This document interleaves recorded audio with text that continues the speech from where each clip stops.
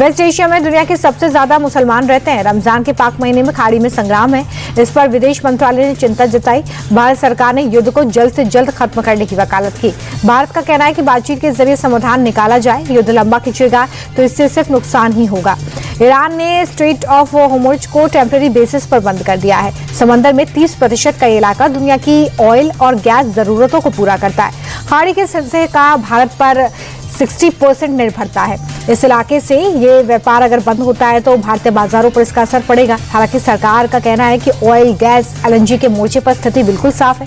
सूत्रों का दावा है कि हमारे पास पहले से ही स्टॉक है और इसलिए तेल की कीमतों में अस्थिरता का असर नहीं पड़ेगा। मिडिल ईस्ट में बढ़ते तनाव के बीच पाकिस्तान के राष्ट्रपति आसिफ अली जरदारी ने भारत से टकराव और सैन्य माहौल से हटकर सार्थक बातचीत की बात कही है। यही क्षेत्र सुरक्षा का एकमात्र रास्ता है, ये कहा। यह बयान ऐसे समय में आया है जब पिछले साल कश्मीर के पहलगाम में हुए आतंकी हमले ने दोनों देशों के बीच में अविश्वास को पैदा किया। जरदारी के मुताबिक भारत ऑपरेशन सिंदूर पार्ट 2 की तैयारी में और इसलिए पाकिस्तान एक बार फिर से बातचीत की गुहार लगा रहा है। भारतीय सेना और Japan ground self defence force के बीच संयुक्त सैन्य अभ्यास जारी है।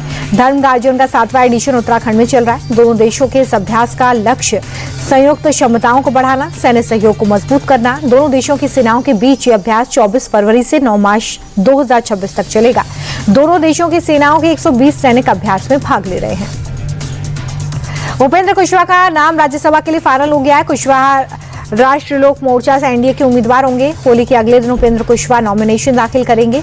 राज्यसभा में यह कुशवाहा का दूसरा टर्म है। अगस्त 2024 से उपेंद्र कुशवाहा संसद के ऊपरी सदन के सदस्य हैं। माना जा रहा है कि जातिगत समीकरणों को साधने के लिए एनडीए ने कुशवाहा पर भरोसा जताया है। बीजेपी ने राज्यसभा के लिए 9 उम्मीदवारों का ऐलान किया है। भाजपा अध्यक्ष नितिन नवीन बिहार से राज्यसभा जाएंगे। इसके अलावा बिहार से शिवेश कुमार का नाम शामिल है। हरियाणा से संजय भाटिया, छत्तीसगढ़ से लक्ष्मी वर्मा को उम्मीदवार बनाया गया है। पश्चिम बंगाल से राहुल सिन्हा, महाराष्ट्र से विनोद तावड़े, उड़ीसा से 2 उम्मीदवारों के नाम सामने आए। असम से भी 2 उम्मीदवारों के नाम सामने आए, जिसमें तेराश गोवाला और जोगेन मोहन बीजेपी के उम्मीदवार हैं। दिल्ली पुलिस को लेकर बड़ी अपडेट सामने आई है। दिल्ली पुलिस में भारी फेरबदल करते हुए 70 अधिकारियों का ट्रांसफर कर दिया गया। 1994 बैच के आईपीएस अधिकारी आनंद मोहन को डीजी तिहाड़ जेल बनाया गया है। 1991 बैच के आईपीएस ऑफिसर वीरेंद्र सिंह को डीजी होम गार्ड ट्रांसफर किया गया है। साल 1997 बैच के आईपीएस सुरेंद्र सिंह को डीजी सिविल डिफेंस बनाया गया और इसके अलावा सभी जिलों के एसीपी और डीसीपी समेत कई बड़े पदों पर तबादला हुआ है। मध्य प्रदेश में सरकारी परीक्षा के दौरान गड़बड़ी का मामला सामने आया। रतलाम पब्लिक स्कूल में आबकारी कांस्टेबल भर्ती चल रही थी।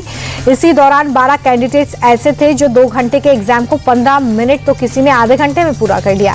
बाकी टाइम में सभी लोग आराम से बैठे रहे। जांच में पाया गया कि सभी कैंडिडेट्स अन्य कई परीक्षाओं में बैठे थे जहां पर 50 से कम नंबर आए थे।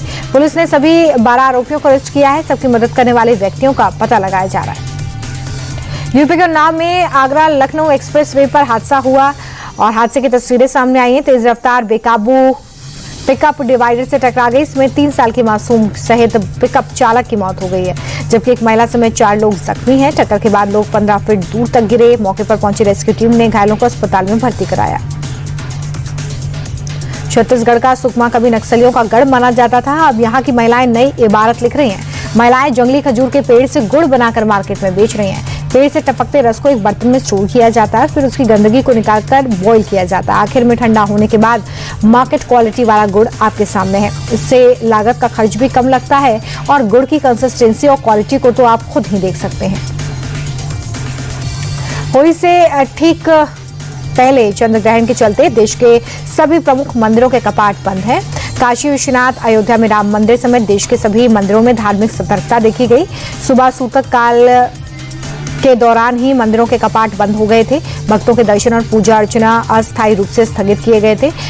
ग्रहण 3:20 पर शुरू हुआ था, जो कि 6:47 पर पूरा हुआ है। इसके बाद मंदिरों में साफ सफाई के बाद पूजा पाठ शुरू हो गया है। देश भर में 4 मार्च को होली का त्योहार मनाया जा रहा है। इस बीच दिल्ली मेट्रो के संचालन को लेकर बड़ी जानकारी है। होली के दिन मेट्रो सेवाएं दोपहर 2:30 बजे से शुरू होंगी। डीएमआरसी ने इसकी जानकारी दी है। यूपी के शाहजहांपुर में प्रशासन ने होली से पहले मस्जिद को त्रिपाल और प्लास्टिक शीट से ढांक दिया है। एहतियात के तौर पर मस्जिद को ढांका है ताकि किसी भी तरह का कोई भी विवाद पैदा न हो। कानून व्यवस्था को बनाए रखने और त्योहार के बीच माहौल ना बिगड़े, इसको लेकर तैयारियां हो रही हैं। नेपाल में 5 मार्च को आम चुनावों के लिए वोटिंग होगी। इससे पहले देश में सुरक्षा को कड़ा कर दिया गया है। नेपाल में 275 सीटों पर गुरुवार को मतदान है। नेपाल में 1 करोड़ 90 लाख वोटर्स हैं जो सुबह 7 बजे से शाम 5 बजे तक वोटिंग करेंगे। नेपाल में जेनजी आंदोलन के बाद सितंबर में केपी शर्मा ओली की सरकार गिर गई थी। तब से देश में प्रधानमंत्री सुशीला कार्की की अंतरिम सरकार थी। वहीं चुनाव से पहले भारत नेपाल सीमा पर बॉर्डर को सील कर दिया गया है। होली को देखते हुए नेपाल सीमा बंद है।